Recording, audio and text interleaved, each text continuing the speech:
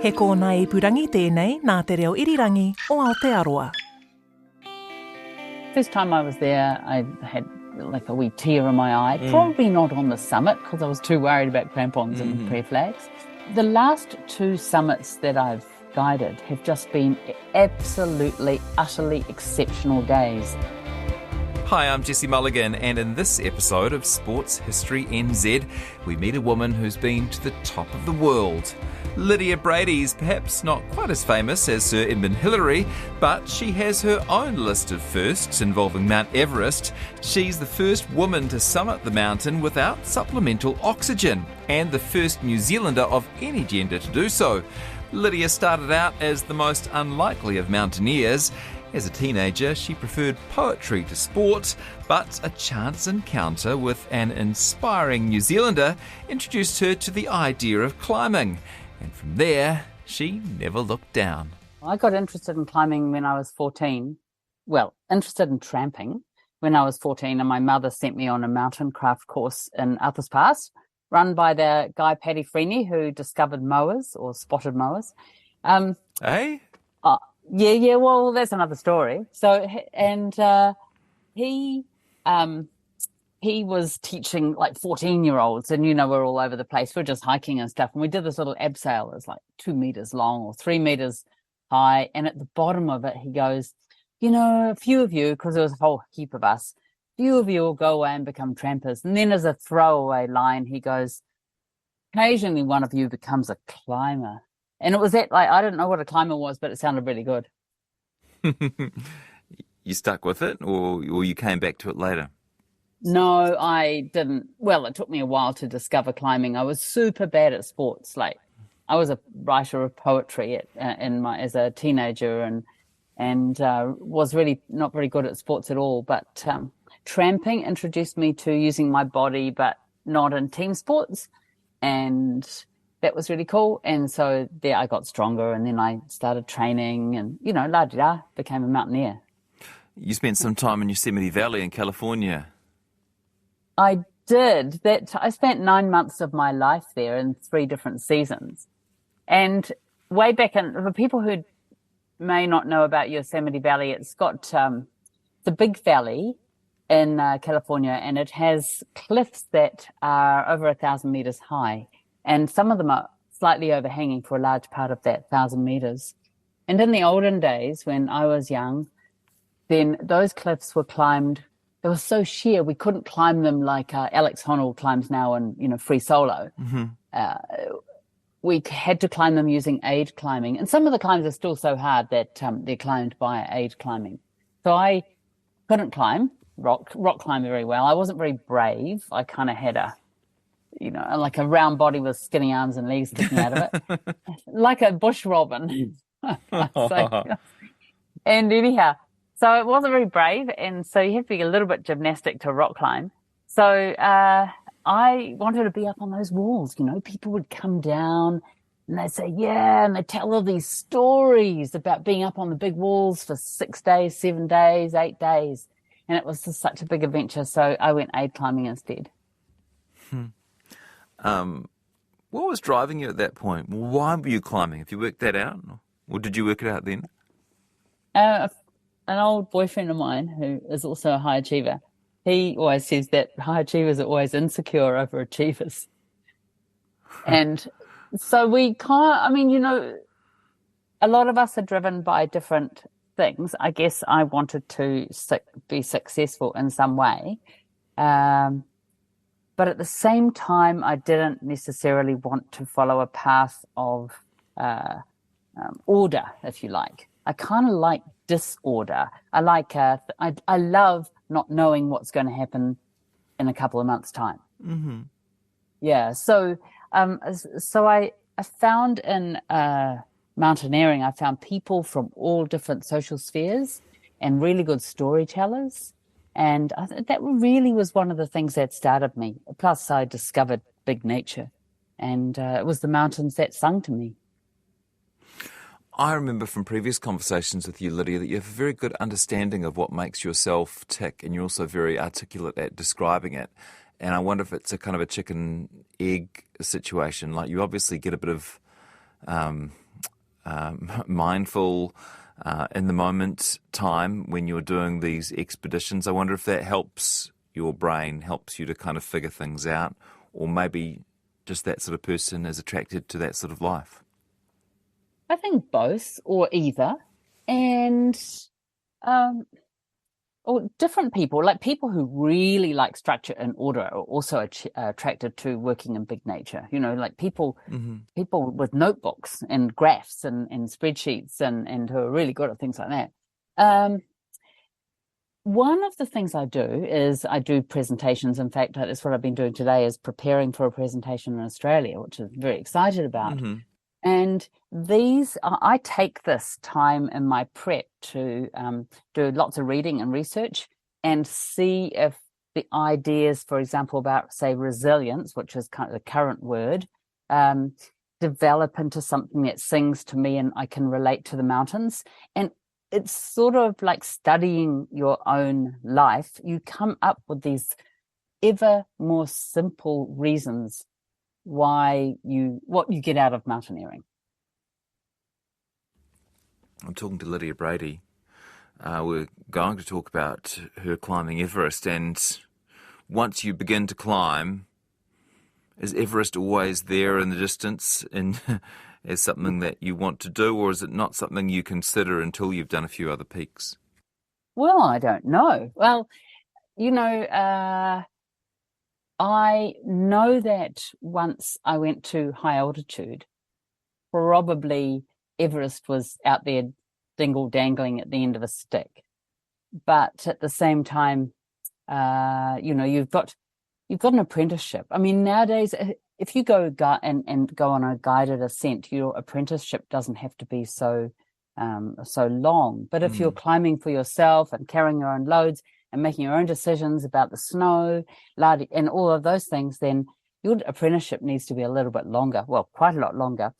And so I can't remember exactly when I started thinking about Everest, but in India in 1987, I had a big epic, and I think we've probably talked about that, but it's in my book too. Lots of avalanches, 6 avalanches in one day, and buried myself in a snow cave that I dug, and then the snow collapsed on me, so I buried myself in the mountain. Oh, man. And anyway, the two of us miraculously found each other again, and John dug me out, and we didn't know at that point whether we were going to continue on and be able to survive, but we didn't complain about it.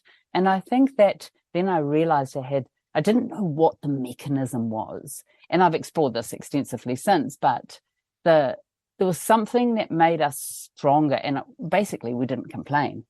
We took the responsibility. I mean, it sucked if we were going to die, of course, but we didn't want to. But we took the responsibility in that we didn't bring the other person down. And so, these are these things that continually allow you to figure out what you're getting out of it, because, it's quite fun to do something that's quite hard, get to a top, get some great views, have an amazing time with people, and then get back, but also feel that you've been able to learn and grow on the other side of life.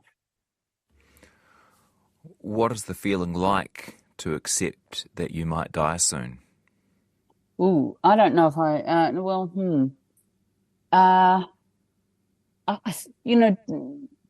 you just don't want to. No.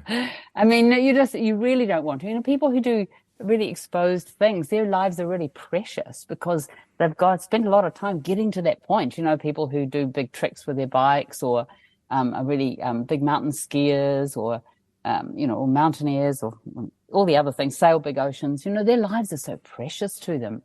I think the thing is that none of us want to actually suffer.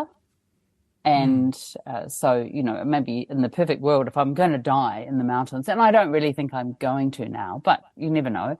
If I am going to die, I want it to be quick, and I don't really want to know much about it. Yeah. I mean, we're just a normal human. But normal humans don't get this close to it, or at least they don't know that they've gotten this close to it.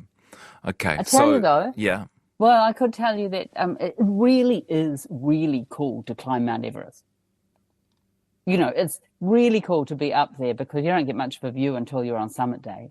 And then you're really, really, really high. And then you're climbing this thing that everyone knows about and you've known about since you were a child. People go on about all the different sides of it, the commercialization of this and why would you do that? And it's a circus and everything, but it's really awesomely cool. How long does it take to prepare for something like you did it was 1988, wasn't it? Oh, yeah. Well, I was on K2, the second highest mountain, immediately before that. Oh, yeah. Fixing ropes, carrying my own loads, getting to 6,800 meters, then down, getting to 7,300 meters, then down. So we didn't have weather forecasting in those days. So this was the biggest obstruction or not obstruction, but challenge. And so I was pretty acclimatized. And then I was acclimatized. But in fitness, you're always pretty fit.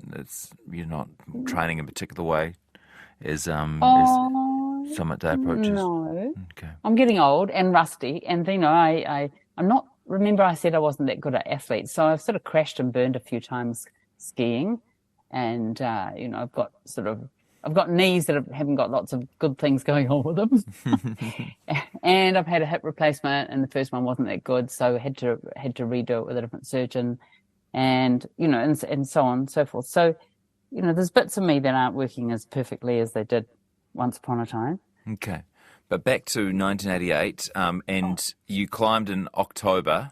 Is that a good time to climb Everest? That's a really good question, Jesse. When Everest started to be guided in the 90s, in the mid-90s really, then people always ended up guiding it pre-monsoon. So that's April, May as summit periods. And there was more snow there was less snow, of course, because you've gone through winter, and winter doesn't dump all the snow. The monsoon dumps all the snow, really. Oh, yeah. And that was a surprise to me, I learned. But in the olden days, you would just go when you could get a permit. And there were far fewer permits issued. So you just took the permit for the time that you could get. And yeah, October was pretty late. I mean, ideally, if you were climbing it post-monsoon, you'd climb it in September. But, it was a long expedition. Who was in your team? We had a double team. We had the famous Rob Hall of New Zealand's famous Rob Hallness and Gary Ball. They started Adventure Consultants, and they went on to do the 7 summits in, I don't know, a year or something. And they started guiding Everest. Well, Rob did. And they were also the people who denied that I'd summited Everest, by the way. There was also another, we were joint with some Slovaks and some... sorry, who, I know we'll get to this, but who denied that you'd climbed Everest? Well, Rob and Gary and another member of the team, we were split because of a storm, not split like unintentionally. I decided to go down to base camp to rest on us, and the others stayed up at Camp 2, which meant that I was one day behind them when it came to going for the summit. So when I got up 5 days later, they were a little bit run down because they've been hanging out at 6,500. And then they made an attempt on a route we didn't have a permit for, and they got to about 7,800 meters. Meanwhile, I got to Camp 2, and then the next day they went down and I went up to Camp 4. And the following day I summited, and the following day they left base camp. And once they got to Kathmandu, they made an official statement to the ministry that I didn't summit Mount Everest. Just a classic #MeToo thing. Must have soured relations somewhat. Yeah, it was pretty hard. I mean, it was a pretty hard thing to deal with, but I've talked about it heaps, and I've written about it. And the reason I wrote in my book is so I didn't have to talk about it, because I'm more interested in the future rather than the deep past. Saying. Yeah, fair enough. Yeah. Tell me then, and we've been mentioning this aspect of it, which is the without using supplemental oxygen. So tell me about the decision to do that and what that means exactly. Okay, well, breathing at altitude is pretty hard, and quite a few people, but when I say few, probably maybe 9 or 12 ascents of Everest had been done since I think it was 73 or 78, maybe 1978, when Reinhold Messner and Peter Habler first made the ascent of Everest without oxygen. And it is super hard. It's super hard to breathe at altitude. So, when you do those peak flow meters, the cardboard tube thing, and they ask you to do a big breath. And so you breathe out everything so you can breathe in everything, to get the biggest breath ever. And breathing out is quite hard work, isn't it? So imagine how hard you got to breathe out. Well, that's what you've got to do at altitude because there's not enough air. So if you're not on oxygen, or O's as we say in the jargon, if you haven't got O's, then you're going to be breathing out everything you can so that you can breathe in as much air as possible. And because you want to take as much volume because there's not very much oxygen. And this all does things like changes your pH of your body because you're not keeping some CO2 in the bottom of your lungs. And, there's all sorts of biochemistry. It's pretty interesting, but it is hard. And some people obviously could never do it. And there's probably people in your studio, even you, that had you done the training or were you impassioned and cashed up, so to speak, you could be better than anyone at climbing Everest without oxygen. We just don't know. You probably know with me because I tried one of those oxygen flow meters, and even though I didn't have asthma, I was about as bad as a chronic asthmatic. So yeah, don't think you'd want me in your team. Stick with the Czechs. Radio, though. Stick with the Czechs. You got on quite well with the Czechoslovakian climbers, eh? Yeah, I did actually, and I got an invite from one of them or two of them to join them on Polish expeditions, which is like, would you like to come on the gold medal expedition next year? Something. So really, I learned a lot from them, and I learned a lot from them, and they're really precious. But and so going back, even though I've gone back as a guide, which I'm very proud of, you still continue to learn from the people that you climb with, even if, I say even, but if they're clients, it doesn't really matter. You can still, you still spend time with interesting people. Tell me about that last climb. Which is your last Tell climb? me about getting to the top of Everest for the first time, which I understood took you about 12 hours. Yeah. When I got to the South Summit, so the South Summit is 100 vertical meters from the main summit, and in between the South Summit and the main summit was the Hillary Step.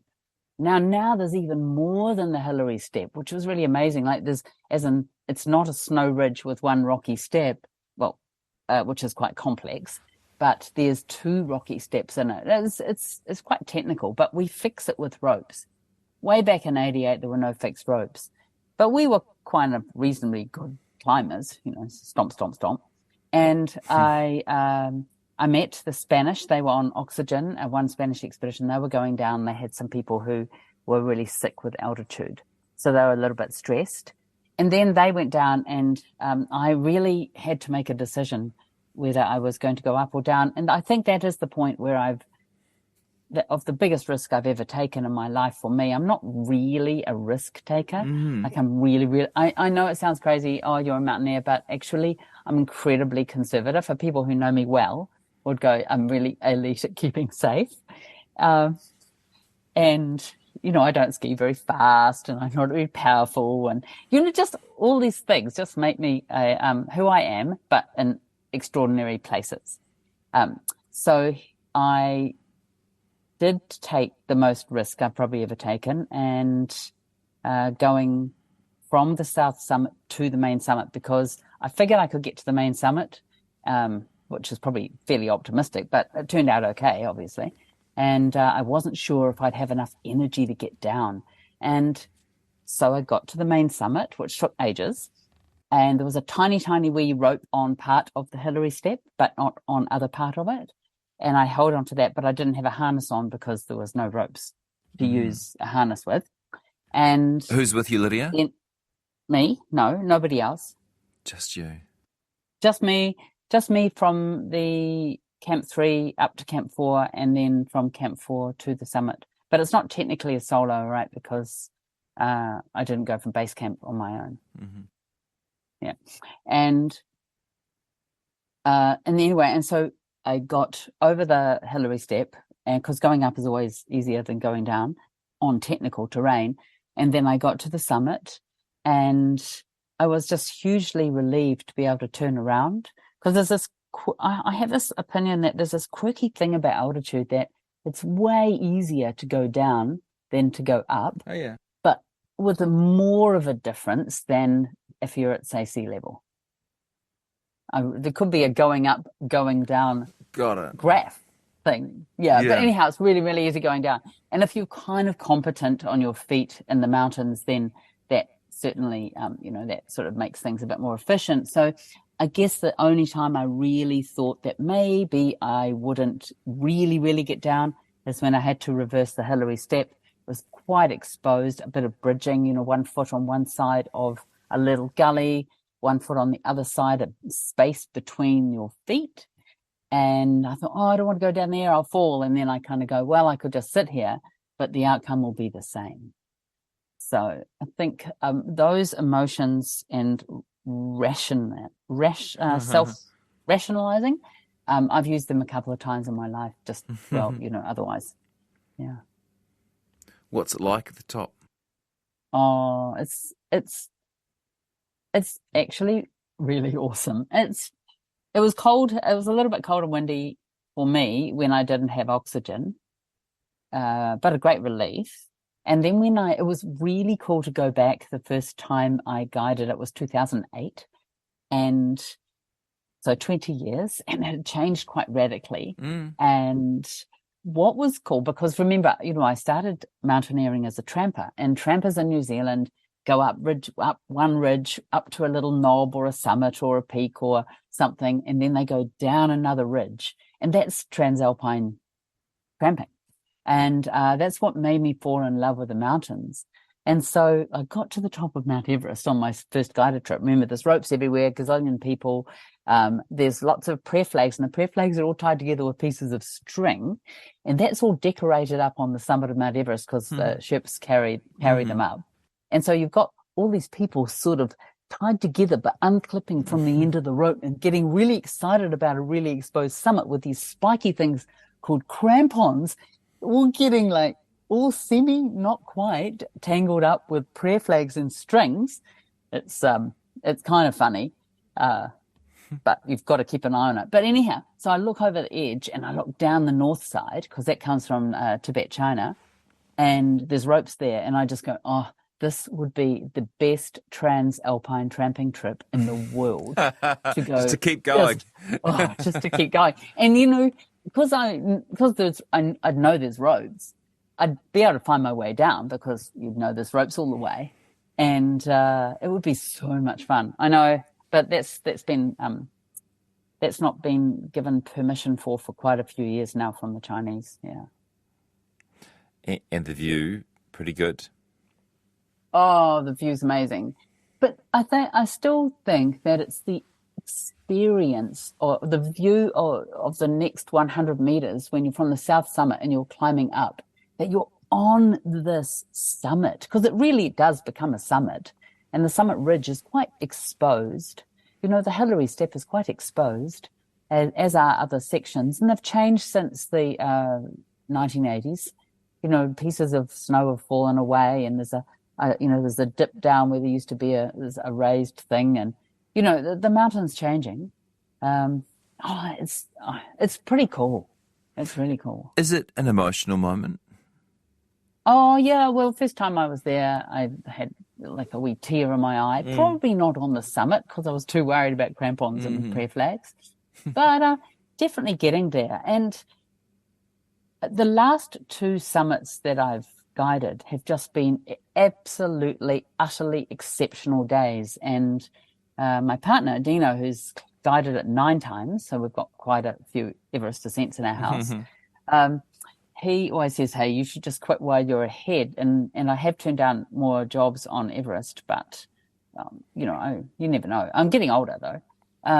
But the last 2 times have been just exceptional. The one time from the south, which is the Nepal side on snow, and we passed like 75 people, and then we were ahead, and we had these 2 guys who were one Kiwi and one Australian, and they were really strong and fit, and they had awesome Sherpas. And the Sherpas, of course, knew we'd passed everybody, but the two guys, they kind of were in their zone of like, climbing hard. And they didn't know that we were really going well. And in fact, between the South Summit, which is 100 vert, as I said, from the main summit, and the main summit, I had to decide I had to slow them down. And the Sherps were carrying all the spare oxygen because we worked for a really high-end company and had lots of oxygen, so we weren't going to run out. And I had to slow them down because even though their packs were really heavy, they were so excited about having Everest to ourselves. So we had 40 minutes to ourselves or 30 minutes to ourselves, and we watched the dawn come up. And then the next year, which was that really, really busy year, 2019, and the photos and everyone said, it's all going pear-shaped, and Everest was a circus. Then on the north side, by skipping one whole camp, Roxanne Vogel and my client and I summited from Camp 2 return, and we had the whole mountain to ourselves the whole day. Just to finish this first climb off, you returned to base camp, and sadly, some of those chicks that you got to know, they died on that trip. Yes, 50% of my expedition died on that trip. Yeah. They died because they were doing a super hard route. Storm came in. They summited Everest, but they got nailed on the way down. It was gutting. Yeah.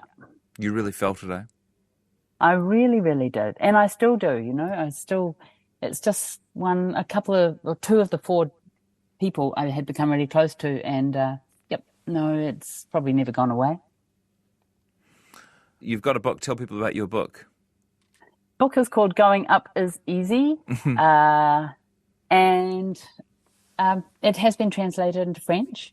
And also, I do take time writing on my Instagram. So when I do write, I think about what I write. So although Lawrence Fernley, she wrote the book for me, I've been trying to get my own writing skills up a little bit more since using social media. Thank you, Lydia. Really nice to talk to you today. Congratulations on that big day all those years ago and the courage it took. And we'll talk again, I'm sure.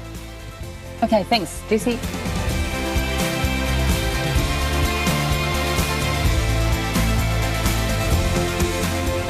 Thanks for listening to this episode of Sports History NZ, and a special thanks to Lydia Bradey for being my guest. Sports History NZ was produced by Melita Tull, Ayana Piper-Helian, Sally Ward and Sam Hollis. The podcast was put together by Justin Gregory. Tim Watkin is RNZ's executive producer of podcasts and series.